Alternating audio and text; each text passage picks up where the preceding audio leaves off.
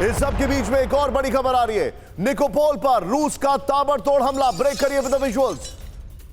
रूस ने निकोपोल पर अब तक 3 बार हमला किया। ये देखिए तस्वीरें। आर्टिलरी से यूक्रेनी ठिकानों पर शेलिंग की गई है।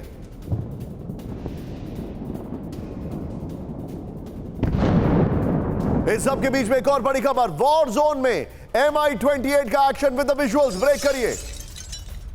यूक्रेनी ठिकानों पर किया जबरदस्त अटैक। ये देखिए अब आप Mi-28 से फ्लेयर छोड़ने वाला वीडियो सामने आया है।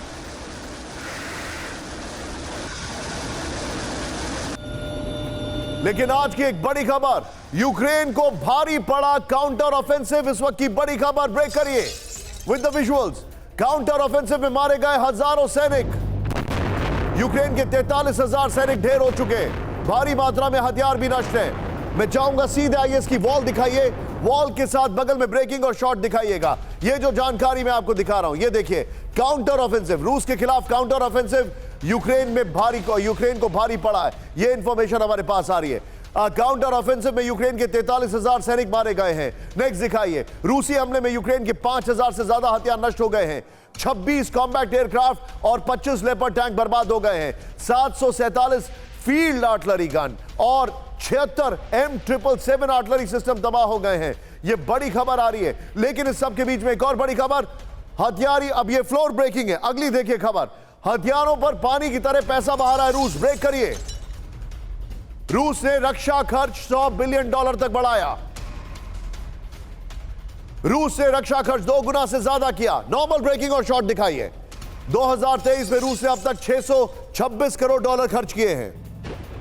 हथियारों के निर्माण में $54 बिलियन से ज्यादा खर्च। सीधे आइए इसकी बिग वॉल दिखाइए। विजय, इसकी बिग वॉल के साथ पहली वाली जो खबर है उसकी ब्रेकिंग और शॉट दिखाइए। सीधे देखिए क्या क्या हो रहा है यहां पर। ये देखिए $100 बिलियन रूस का रक्षा खर्च। ये देखिए अब आप जो जानकारी है। 2023 के लिए रूस का रक्षा खर्च 54 बिलियन रखा गया था। ये देखिए, अब देखिए रूस ने 2023 से पहले 6 महीने में ही 54 बिलियन खर्च कर दिए हैं। नेक्स्ट दिखाइए जो जानकारी है। पहले 6 माही में ही रूस का रक्षा खर्च 626 करोड़ के पार पहुंच गया है। ये वाली वॉल रखिएगा, पहले वाली ब्रेकिंग और शॉट रखिएगा। सीधे मैं चलूंगा ब्रिगेडियर विनोद दत्ता के सर के पास। सर देखिए, ये कन्वेंशनल और नॉन कन्वेंशनल वॉरफेयर दिखाई दे रहा है। उनके पास सैनिक नहीं है, इनके पास हथियार है, लेकिन उनके पास ड्रोन ज्यादा है। अगर वो खरोच भी करते हैं तो भी दुनिया में हलचल होती है, और अगर ये बम्बार्डमेंट भी करते हैं तो भी ये नेटो उनकी मदद करता है। क्या आपको लगता नहीं है स्ट्रेटेजिकली रशिया के लिए बहुत बड़ा सेटबैक है?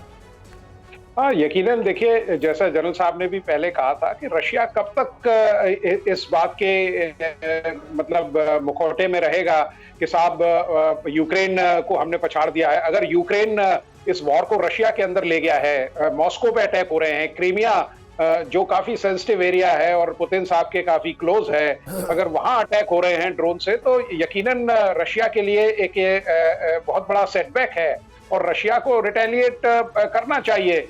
लेकिन जिस तरह से रशिया की इमेज दिन पे दिन डेन्यूड होती जा रही है, गिरती जा रही है, वो यही बताती है कि रशिया केवल सेबर रैटलिंग में विश्वास रख रहा है।